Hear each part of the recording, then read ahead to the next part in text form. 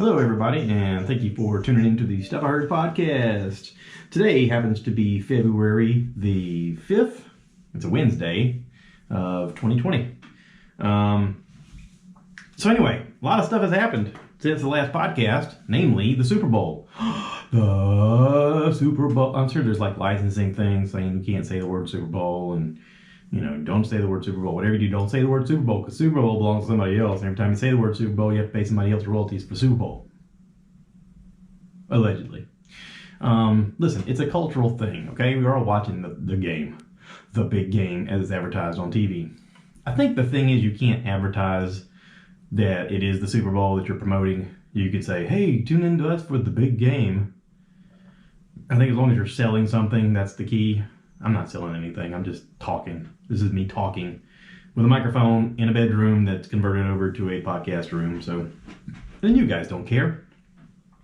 But anyway, congratulations to the Kansas City Chiefs. Oh, spoiler alert if anybody's still DVRing it and waiting to watch it like a year from now or whatever. Or if you're in a bunker, hey, just let you know. Kansas City won.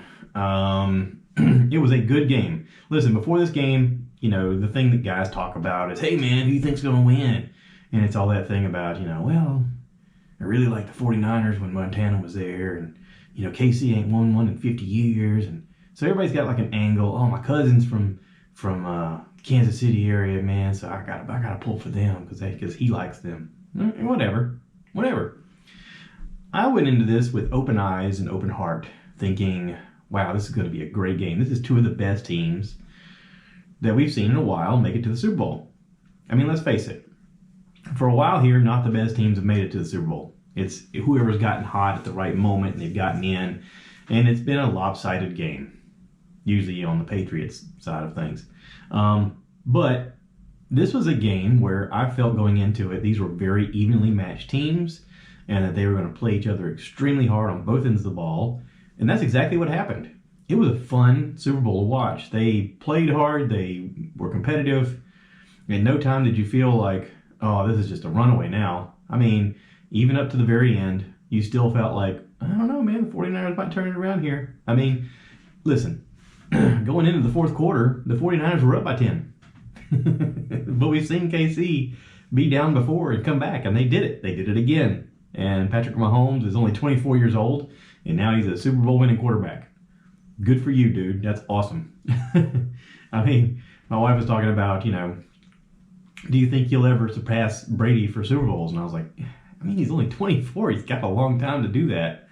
I mean, if they stick with the same kind of program that the Patriots had, who knows? But anyway, that was an exciting game. I liked both teams going into this. I really didn't care who was going to win.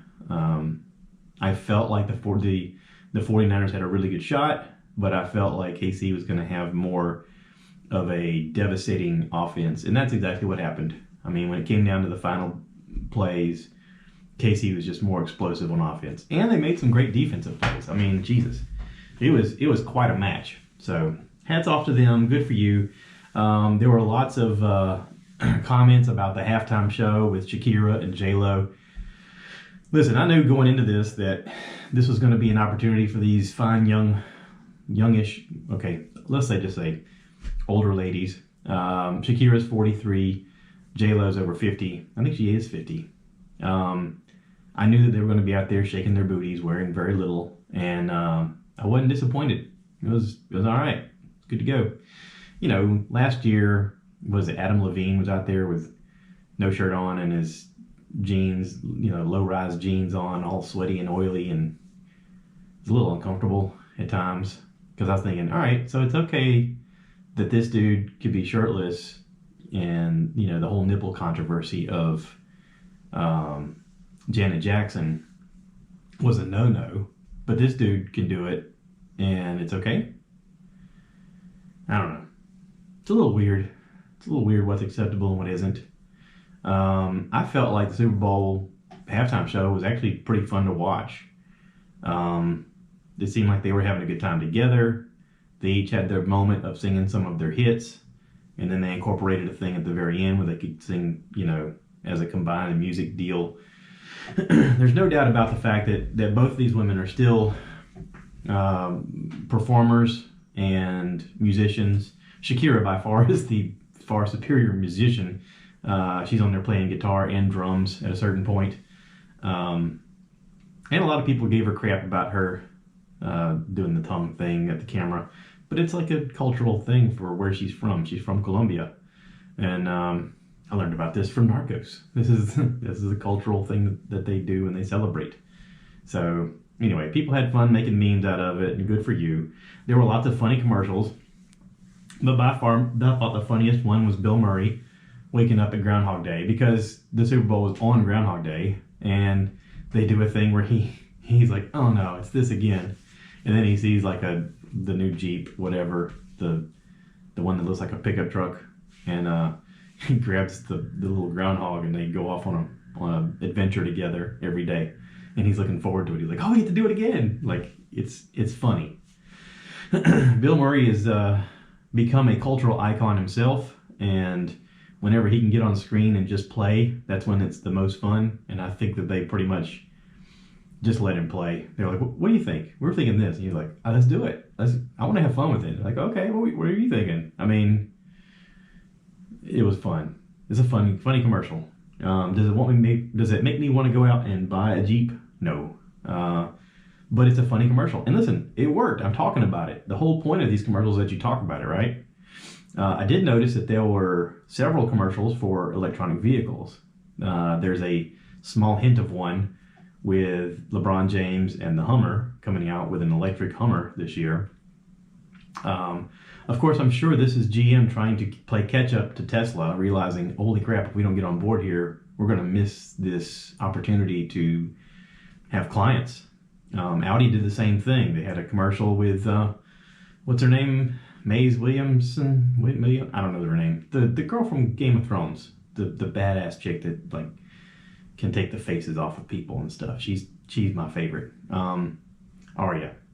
She's on there and she's singing a Frozen song while she's driving a electric Audi, and it's really cool. What else was there? There was another electric vehicle. There were like several electric vehicle commercials. I think the other one was, I don't know. I can't think of it. You guys know what it is. Right now you're screaming at your headphones or your radio or whatever you're listening to me on and going, dude, it's you don't remember? Yeah, I don't remember. Sorry. But I thought it was kind of cool. I mean, Elon Musk has developed this cultural change to where electric is now cool and sexy. And it is. I want one. I'm not even going to lie. I've talked about it before. The Cybertruck looks really awesome. I mean, it's way too big for what I need, but man, it is cool looking. I went on a work trip recently, and on the freeway, I had an electronic Jaguar pass me. It looked like an SUV. It passed me, and I kept looking at it going, what is that? Holy crap, that's cool looking.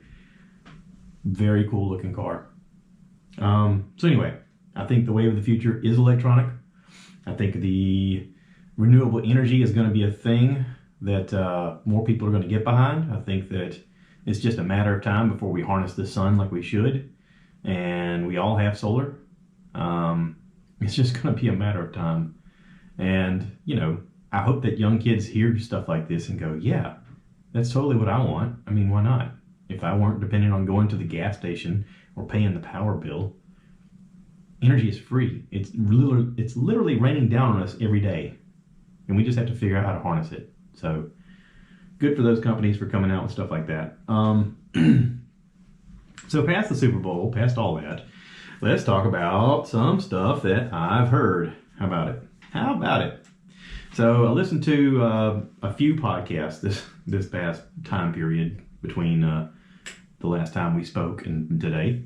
Joe Rogan, episode 1420 with Mark Normand. Mark Normand's been on his podcast before. He opened for Bert last year on the European leg of the Body Shots World Tour.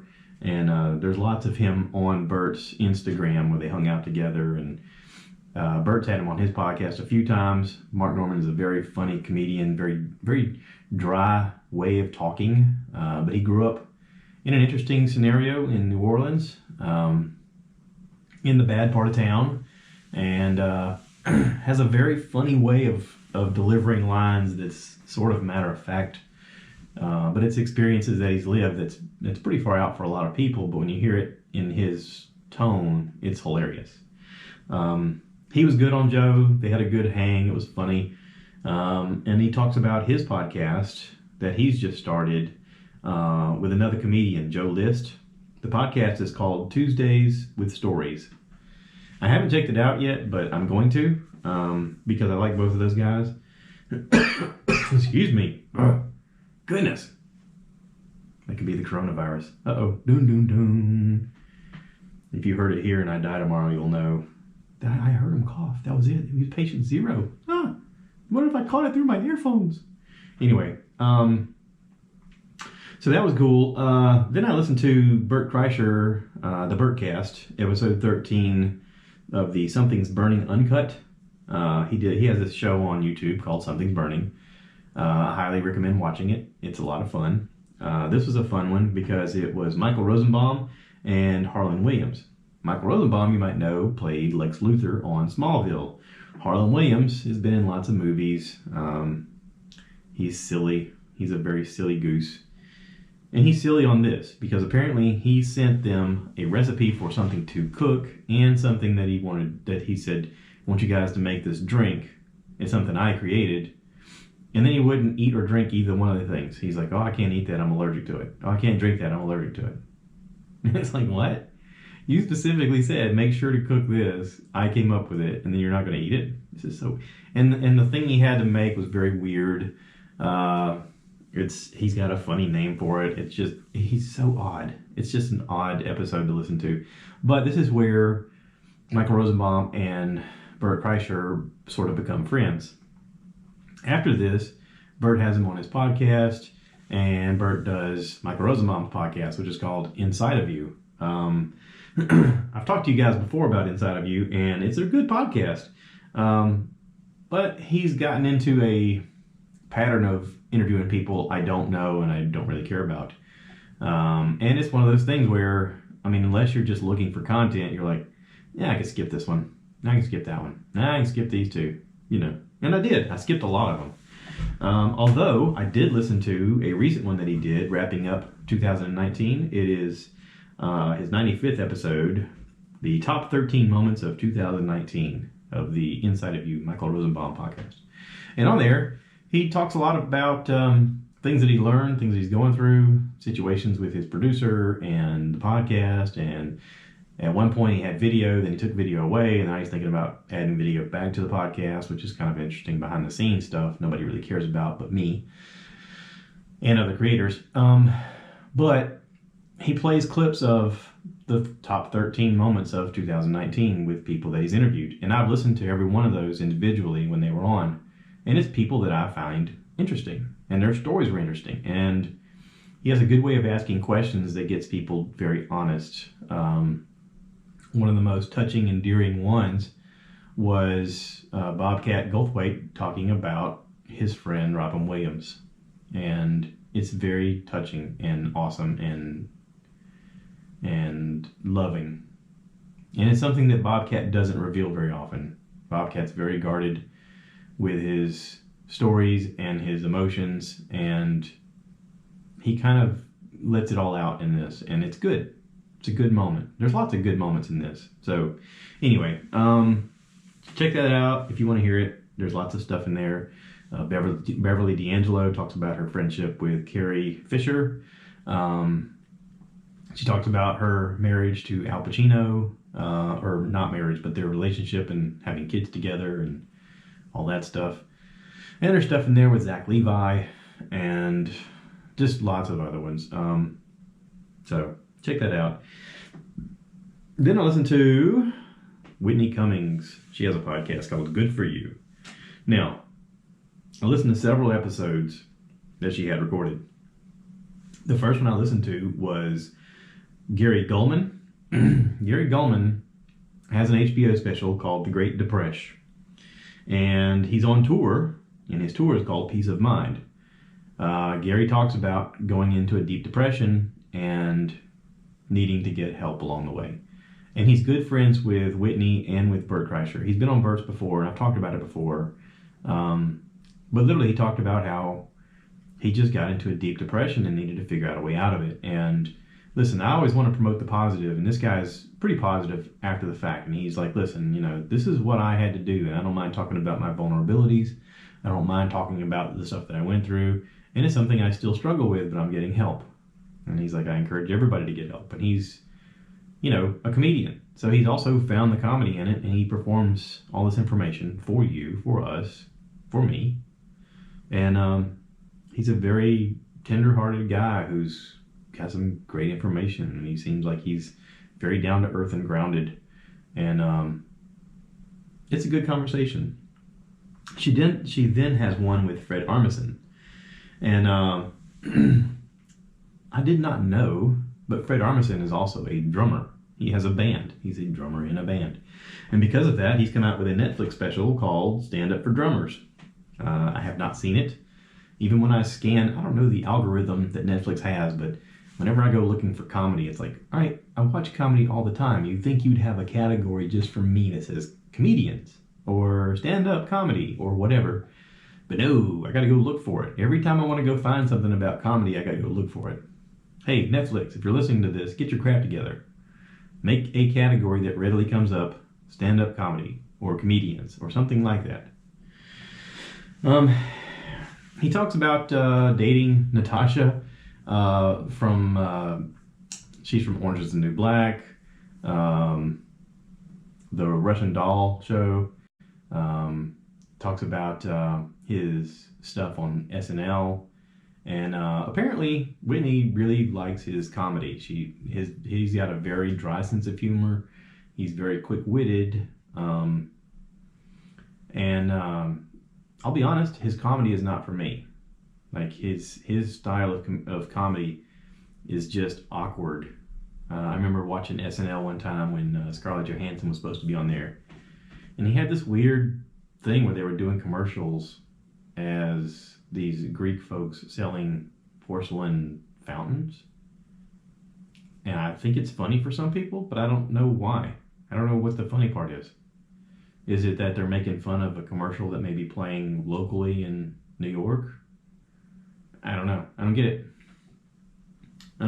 There's lots of stuff that he does I don't get. There's like, maybe I'm too stupid to understand the comedy of it. It's just not for me. But he's an interesting guy, and this is an interesting conversation. And so anyway, if you like Fred Armisen, check it out. The episode she did that really interests me is one labeled as bonus, and it's with two people, Jessica Yellin and Maz Jobrani. Jobrani? Jobrani. Maz Jobrani is an Iranian-American comedian, and Jessica Yellin, I think, is a White House correspondent news person, but they're friends, and they go into a deep history about Iran and Iraq and the confrontations of the Shiites and the Sunnis and all the ties and confrontational stuff that's happened over the years between the U.S. and those countries in Saudi Arabia. And they go into a deep conversation that was very educational and easy to follow. As easy as I could follow. Listen, there's a lot that goes on that is very confusing about that area. And these guys, all three of them, they ask each other good questions. They have good feedback. By far, Maz is well versed in everything and openly shares everything he knows. And it's fascinating. It's so fascinating, I took a clip of it and I posted it on Facebook, and I was like, this is very interesting. And I encourage anybody to check it out. If you ever had any questions about what's going on in the Middle East, man, how lucky are we that we're born here in America? I mean, I feel like I won a lottery ticket. I'm a white male born in America. I had no choice in that. God was just like, yeah, sure, there you go. Man, I could not imagine living in that environment all the time. And you don't know who's the bad guy, who's the good guy, what's going on. It's just chaos. It's just so much chaos. Speaking about not knowing the good guy and the bad guy, I watched a show recently on Netflix. It just came on there not too long ago. It's called October Faction. And It's one of those shows where you think you know what's going on, and then there's a reveal, and then you think you know what's going on, and there's another reveal, and you're like, wait, who's the bad guy here? Who's the good guy? Who's the bad guy? Like every show that I tend to watch has a good guy and a bad guy, and you kind of follow along. And I always talk about the fact that Breaking Bad was sort of the first show that was like, listen, we're going to have this guy, and you're going to care for him, and he's going to slowly evolve into a worse and worse character. And he's going to be the ultimate bad guy, but you're going to root for him every step of the way, even though he's the bad guy. It was a crazy idea that Vince Gilligan had for that show. And I think a lot of people have tried to emulate that over the years. And there's always a big reveal of, hey, you know, what you thought was real isn't real. And it's gone on and on again for different shows. This show is something else. This show is, for the first part of it, a lot of background information, a lot of hints as to what's going to come up later, a lot of speculation and questions, and a lot of teenager-ish stuff that's going on. If you watch the previews, you'll see there's a mother and father. Mom's black, dad's white. They have a relationship. They have 2 kids that look mixed, and they're twins. And somewhere along the way, they're monster hunters. The mom and dad are. The kids don't know anything about it. They moved to a town because supposedly the dad died, and you know, they're supposed to look after this, not the dad of the show, but the main guy's father passed away and leaves them a house or something, and they got to go figure out what to do. And they decide, hey, this is a pretty cool, you know, little town. We grew up here. Let's let our kids go to high school here. And of course, they go to high school and they're dealing with the same issues that every high school kid has to deal with, plus the fact of they start finding out they have powers. And this is where it gets weird, okay? Because you don't know what's going on. You don't know what the powers mean. They don't know what the powers mean. So you're finding out as a viewer at the same time that the kids are learning about what's going on.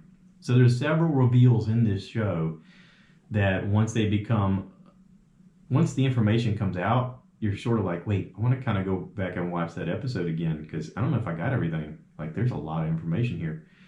And I can tell you that if you feel that, just keep watching because it reveals itself more and more with each episode.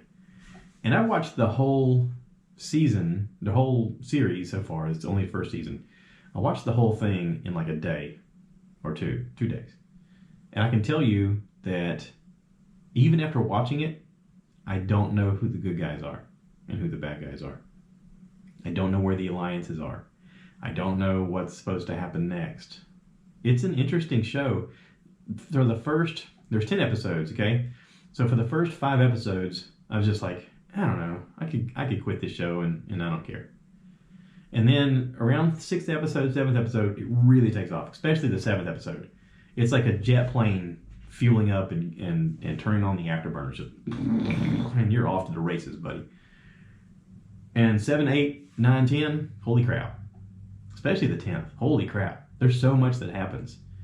And every step of the way, you're still like, wait, so who we're pulling for? Okay. I'm going to give something away, but not really, okay? I'm not going to spoil anything. But in this, like I said, they hunt monsters. Okay, so one of the monsters they come across is a warlock. Now, I've watched a lot of TV and movies over the years, and I think there was a movie once called Warlock, and I don't remember it being very good. It was one of those B-style movies, and it was by actors that were really campy, and I've since, you know, becoming an adult and whatnot, raising kids, I played World of Warcraft, and on there's a character you can create called a Warlock. And as a Warlock, you have a lot of cool things you can do with what they call blood magic. So, you know, you kill things, you gain up this blood magic, and along the way, you can do some really cool stuff. One of the things you could do is you can take over the mind of your enemy and have them attack each other. Or you can take over the mind of the enemy and have them do things that they wouldn't normally do. There's moments where you can raise the dead. There's moments where if you die, you can actually bring yourself back to life. It's really cool in the video game. And it seems like someone took all of the information and went, what if we did that as like a show? Like, this is just the characteristics of this being, and we make a show around it. And so when you're introduced to this warlock, this is all in it. Like, there's a lot of stuff in this that's like, holy crap, amazing, awesome, and makes you really want to see more about this character. So, there's lots of stuff in this that I felt was forced.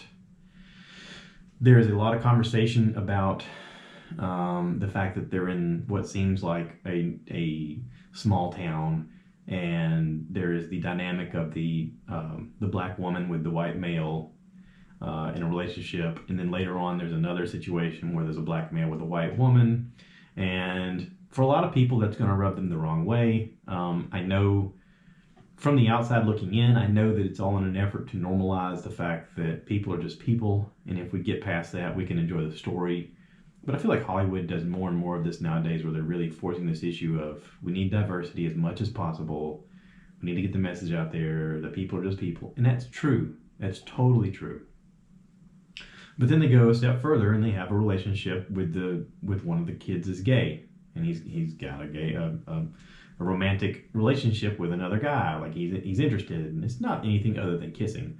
But it's the thing of, you know, we need to normalize everything in every show as much as possible. You know, for someone who's not very accepting, it can be very hard to digest whenever you see this on screen. They don't go into it being like the main storyline, but it's just another wrinkle of, it seems like a forced element of the story, if that makes any sense. Like, you got a cool story, but then they were like, what else can we do to make this more controversial and get people talking about it? Ooh, we could do this. You know what I mean? It's like they went out of their way just to make it have more wrinkles of political correctness for the sake of having people talk about it. But listen, every show does it. I just got done watching Sabrina, the Teenage Witch on Netflix also, season 3. And they've got a character on there who's supposed to be a girl who wants to be a boy, and, you know, call me Theo, whatever, you know, whatever. I get it, the fact that we're supposed to normalize as much as possible with people's choices and who they are and their self-worth and all this stuff. And the problem over the years is that we don't listen to our kids.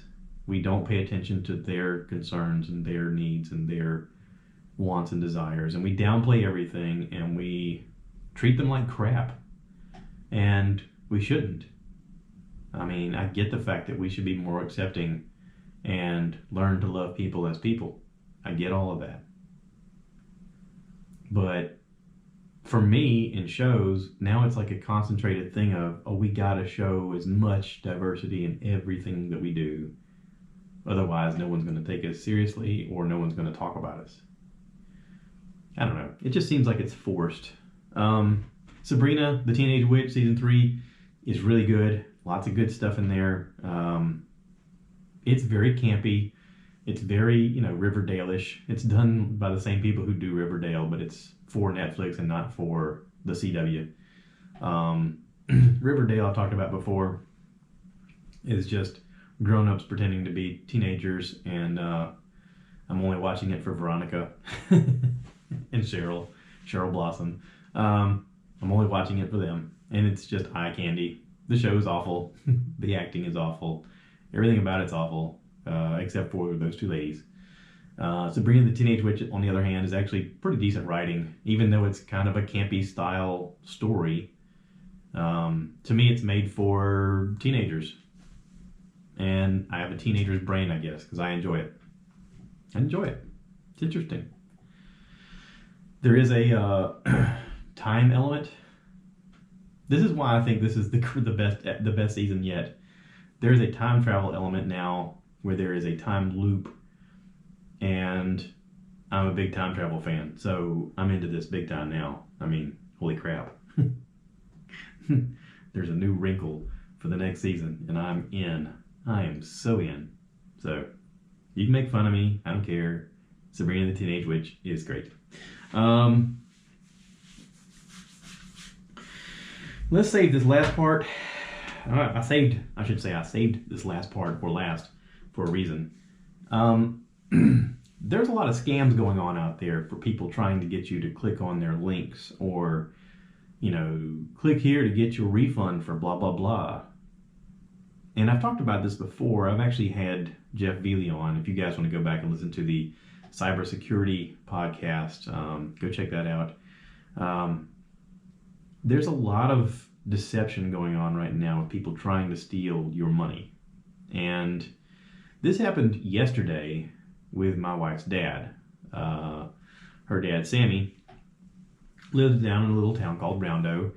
And, he's a widow. He lives alone. He's, getting up in age. I think my wife said he's 76. I could be getting that wrong, but I think he's 76. And he gets a phone call yesterday out of the blue with, "Hey, Sam, this is your oldest grandson."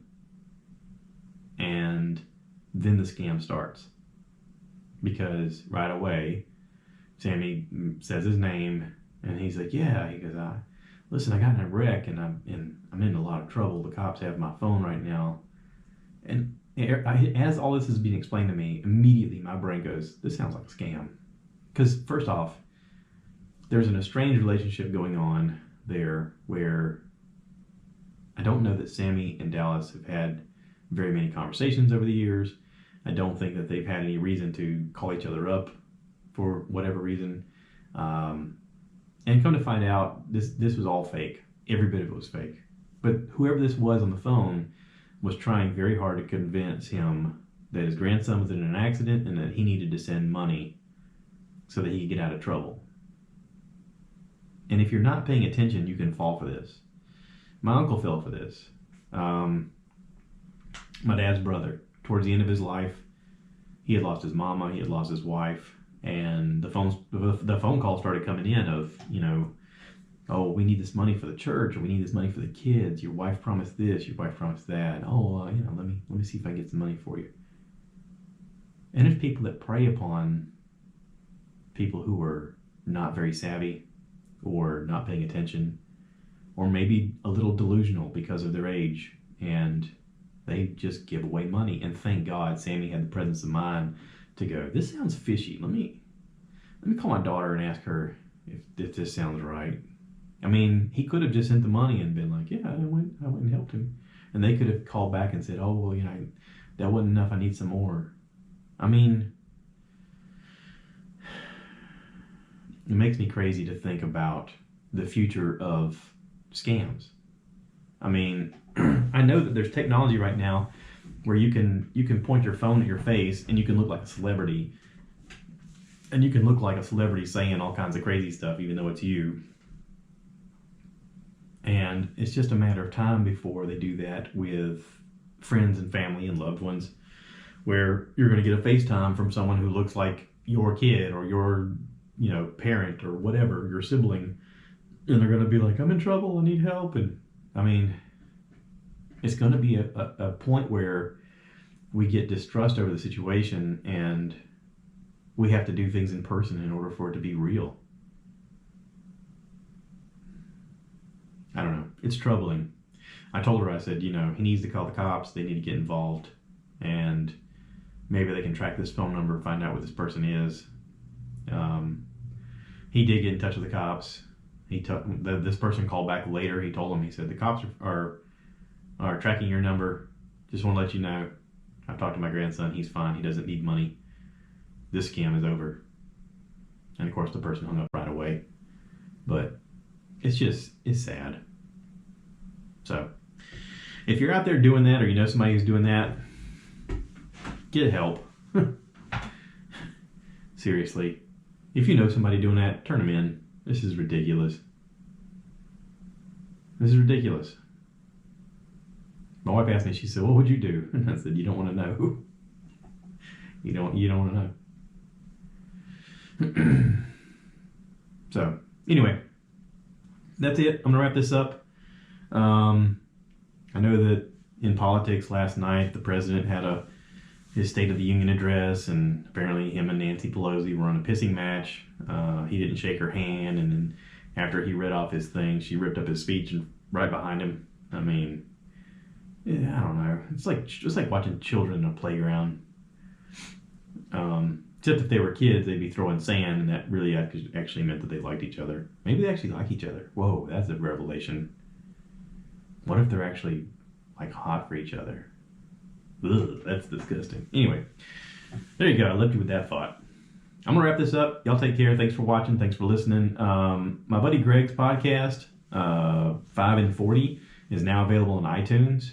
So give it a listen. He's got the next episode coming out soon.